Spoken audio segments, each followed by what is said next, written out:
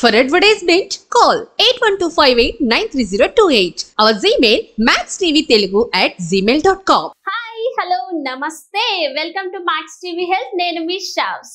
ఈ రోజు మనతో పాటు ఉన్నారు doctor Swami, general and laparoscopic surgeon. మరి సార్ తో మాట్లాడి మరికొన్ని విషయాలు తెలుసుకుందాం. నమస్తే సార్. నమస్తే. ఎలా ఉన్నారు సార్? బాగున్నాను.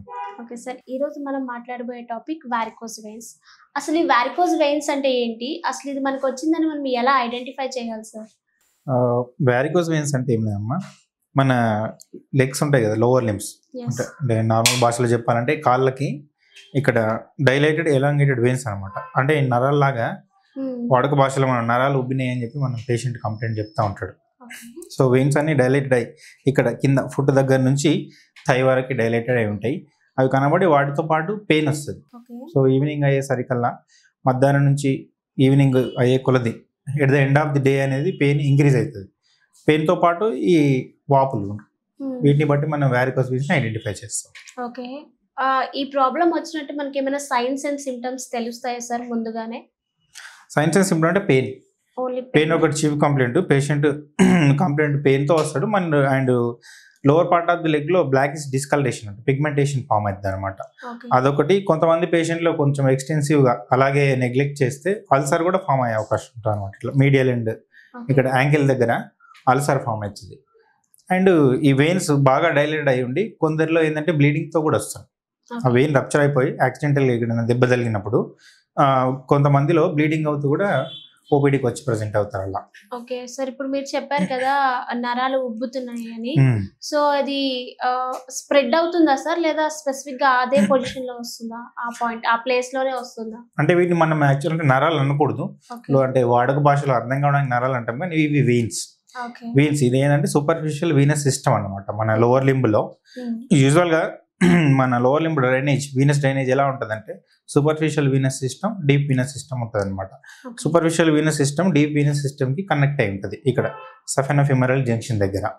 ఈ వారికోస్ వెయిన్స్ ప్రాబ్లం ఎందుకు వస్తుందంటే ఈ జంక్షన్ దగ్గర ఇన్కాంపిటెన్స్ అండ్ వాల్వ్ ఇన్కాంపిటెన్స్ ఉన్నప్పుడు డీప్ వీన్ లోని బ్లడ్ సూపర్ఫిషియల్ వీనస్ సిస్టంలోకి రిఫ్లక్స్ అవుతుంది.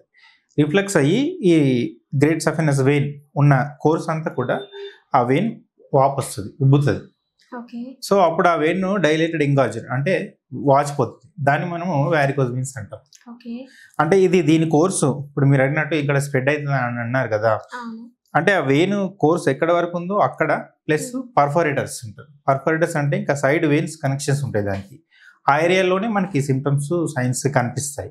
ఓకే, సో ఈ వారికోస్ వెయిన్స్ ప్రాబ్లం ఉన్న వాళ్ళకి ఎటువంటి ట్రీట్మెంట్ ఉంటుంది సార్? వీళ్ళకి ట్రీట్మెంట్ వచ్చేసరికి మనకు 2 రకాల మెథడ్స్ ఉంటాయి. ఓపెన్ సర్జరీ చేస్తాం, టెండర్బర్గ్ ఆపరేషన్ అంటాం. అంటే వీన్ని స్ట్రిప్పింగ్ చేస్తాం. ఆ వీన్ని మొత్తం సూపర్ఫిషియల్ గ్రేట్ 7 వెయిన్ ఉంది కదా, దాన్ని స్ట్రిప్పింగ్ అంటే లాగేస్తాం, ప్లస్ పర్ఫరేటర్ లైగేట్ చేస్తాం. ఇది ఓపెన్ మెథడ్. అండ్ ఇప్పుడు అందరు రీసెంట్ అడ్వాన్స్ వచ్చాయి, laser, radio frequency ablation, sclerotherapy, so and ఇలాంటి న్యూవేర్ మోడాలిటీస్ ఆఫ్ ట్రీట్మెంట్స్ వచ్చినాయి. ఈ మధ్య అంతా ఇవే చేస్తున్నాం. సో ఇప్పుడు ఈ ప్రాబ్లంతో ఫేస్ చేసే వాళ్ళు ఎటువంటి ప్రికాషన్స్ తీసుకోవాలి సార్? అంటే ప్రికాషన్స్ వారికోస్ వెయిన్స్ రాకుండా ఒకటి, వచ్చిన తర్వాత ఒకటి, 2 టైప్స్ ఉంటాయి. రాకుండా ఏం చేయాలంటే ప్రొలాంగ్డ్ స్టాండింగ్ అవాయిడ్ చేయాలి. ఉద్యోగరీత్యా ఆక్యుపేషన్ ఇంకా ఏదో ఉన్నా, సో స్టాండింగ్ పొజిషన్లో పనిచేయాల్సి వచ్చిన అవసరం ఉన్నా కొంత రెస్ట్ తీసుకోవడము, లేకపోతే వీలైనంత తగ్గించడం, నిలబడడం అనేది తగ్గించాలి. అండ్ కంప్రెషన్ స్టాకింగ్స్ వేసుకోవాలి. స్టాకింగ్స్ అన్ని మనకు దొరుకుతాయి బయట, మెడికల్ షాప్లో దొరుకుతాయి, లేకపోతే సర్జికల్ స్టోర్స్ ఉంటాయి కదా, వాటిలో స్టాకింగ్స్ అంటే వాటిని వాడుక భాషలో సాక్స్లు అంటాం. ఇక్కడ దాకా థైస్ వరకు సాక్స్లు వేసుకోవాలి. ఇప్పుడు నిలబడ్డా కానీ ఇప్పుడు మామూలు పని చేసుకున్నప్పుడు ఆ సాక్స్లు వేసుకోవాలి, రాత్రిపూట తీసేయాలి. సో ఈ ప్రికాషన్స్ తీసుకుంటే అంటే ఫర్దర్గా వారికోస్ వెయిన్స్ డెవలప్ అవ్వకుండా ఉంటాయి. సో స్టార్టింగ్ స్టేజ్లో డెవలప్ అయినవి ఇంకా ఫర్దర్గా కాంప్లికేషన్స్ అవ్వకుండా ఉంటాయి. ఓకే, వచ్చిన వాళ్ళు ఎటువంటి ప్రికాషన్స్ తీసుకోవాలి సార్? అంటే వచ్చిన వాళ్ళంటే ఇంకా వచ్చిన వాళ్ళు కూడా ట్రీట్మెంటే తీసుకోవాలి. సో ఏ ఏజ్ వాళ్ళకి ఎక్కువగా వస్తుంది సార్ ఈ ప్రాబ్లం? అంటే దీనికి పర్ఫెక్ట్ ఏజ్ గ్రూప్ అంటూ ఏం లేదు. అంటే యూజువల్గా ఒక 40 years ఎబోవ్ వాళ్ళకి కనిపిస్తూ ఉంటుంది. ఎక్కువ కొంచెం నిలబడి పనిచేసే వాళ్ళు, for example police constables, barbers, ఇంకా ప్రొలాంగ్డ్ స్టాండింగ్ వర్కర్స్ ఎవరైనా ఉంటారు కదా, వాళ్ళందులో రైతులు వ్యవసాయం చేసే వాళ్ళకి కూడా కనిపిస్తాయి. ఓకే. అట్లా పర్టికులర్గా వీళ్ళని మనం చెప్పలేము. ఓకే. సో ఈ ప్రాబ్లమ్ ని నెగ్లెక్ట్ చేస్తే ప్రమాదం ఉంటుందా సార్?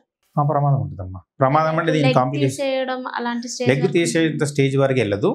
ఇదేమవుతుందంటే దీని కాంప్లికేషన్స్ అప్పుడు నేను ఇప్పుడు ఇంతకు ముందు చెప్పినట్టుగా సడన్ గా బ్లీడ్ అయిపోతూ ఉంటుంది. ఆ వెయిన్ కి ఇప్పుడు సడన్ చూసుకోకుండా యాక్సిడెంటల్ ఎక్కడ దెబ్బ తగిలింది అనుకోండి, ఆ వాచిపోయిన వెయిన్ కి దాని నుంచి బ్లీడింగ్ అవుతూ ఉంటుంది. సో బ్లీడింగ్ ఉండి వీళ్ళకి ఎలా ఆపాలనో తెలియదు కదా. సో బాడీలో ఉన్న బ్లడ్ అంతా పోతే షాక్ లోకి వెళ్ళి డెత్ అయ్యే అవకాశం కూడా ఉంటుంది. మోస్ట్ ఆఫ్ దమ్ అట్లీస్ట్ అట్లా ప్రెషర్ కట్టుకొని వస్తే ప్రాబ్లం లేదు. ఇదొక కాంప్లికేషన్ ఉంటుంది. And lower part of leg అంతా నల్లగా అయిపోతుంది. అల్సర్ ఫామ్ అవుతుంది అండ్ డిఫార్మిటీ కూడా ఫామ్ అవుతుంది. ఇట్లా అల్సర్ ఫామ్ అయిన తర్వాత నడవడానికి అవ్వదు. ఒక పొజిషన్లో పెట్టుకొని నడుస్తూ ఉంటుంది. ఇట్లా మనకు తెలిసిపోతూ ఉంటుంది కొంచెం డిఫార్మ్ లెగ్ మామూలు యూజువల్గా నడిచే దానిలాగా లేదు అని తెలిసిపోతూ ఉంటుంది. ఆ డిఫార్మిటీ ఫామ్ అవుతుంది. వారికోస్ వెయిన్స్ గురించి చాలా బాగా ఎక్స్ప్లెయిన్ చేస్తారు. Thank you so much. Thank you.